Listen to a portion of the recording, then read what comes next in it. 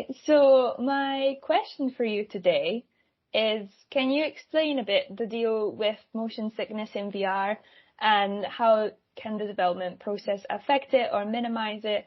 Lena mentioned it previously in this series a bit, just trying to explain a few of the questions that she's being asked all the time, but I would really like to know about some of the development sides of this problem. Okay. First of all, I always feel like this has been answered over and over again, but it's obviously not sticking into anyone's kind of, response to it. So I think it all spawns from back in the early days, or at like a virtual reality, well, not the very, very early days, but see, for example, when the first Oculus came out, the Oculus DK2 and things like that. I remember the DK1 as well, that was the frame rate, and it was absolute awful. Okay, it was so latent. It was, when you put on the experience, it was every 15 frames it would jitter, and it would just be it was not an enjoyable experience. And I think that was people's first buy-in of it. And the reason why motion sickness happens in VR is the exact same way that it happens on a boat or on a plane. I think it's 25% of people. The same people are going to get motion sickness on a plane as they're going to get it on a boat, as they're going to get it in VR. There's just a stigma right now, and it's that disconnect of your eyes, your ears, all right, and your muscles, and just generally feeling uncomfortable, all right, in many ways. But what we do, so we've known about this obviously for a while, all right, when we started development, and we kind of combat it in a way that we make sure that each of the individual kind of projects that we work on, or anything that we output in VR, runs at a solid minimum 72 frames per second, because your eye will disconnect, and the second you disconnect, that's that same idea. You're on a boat, you don't feel, you don't see your surrounding environment, and if it disconnects in a way, that's why you'll start feeling motion sickness.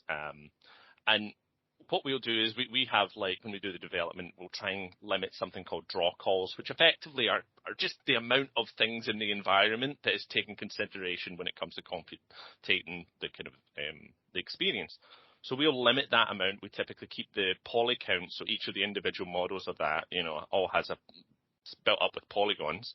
We keep that to a lower level to allow them to make sure that we can achieve more or faster experiences and kind of reduce from that disconnect. There is other ways that, you can pretty much combat it as well, because it's always going to happen for that 25% of people. But there's certain things that you can sit down, or for example, we can develop a sit down experience, kind of make sure that there is no glitches, so there's no bugs in it, because that's what I said, is that disconnect, that break. So see if you take, for example, you're only doing very quick experiences, and quite a lot of people from experiences of them doing really rough and ready, conference-based experiences that they go in, they're in for 2 minutes, they're out, and then I feel a little bit uneasy for that.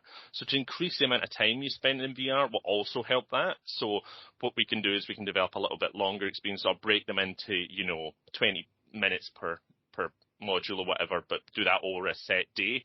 There's no easy answer to it. People that are sick are always going to be sick when it comes to motion sickness, but there is that stigma that people consider it. It's why are we not talking about motion sickness when it comes to on boats or in planes as much as people are talking about it in VR? It is the exact same. We will combat it to make sure from a development perspective that we run that steady frame rate. We see the statistics as we do quality assurance testing within all the experience as well. So we see a breakdown of the frame rate, the draw calls, all in kind of graph format as well. So we can then go in, alter things, remove polygons, add polygons, all these kind of draw calls and elements like that So from a development perspective, we look at it and try and combat it to the best of our ability. But I think it's nearly not as bad, all right, as it was 5-10 years ago. All right, it's just as the development hardware increases, as you get better, peripheral view, as you get better, quality of headset run at a higher refresh rate. The higher refresh rate, the better.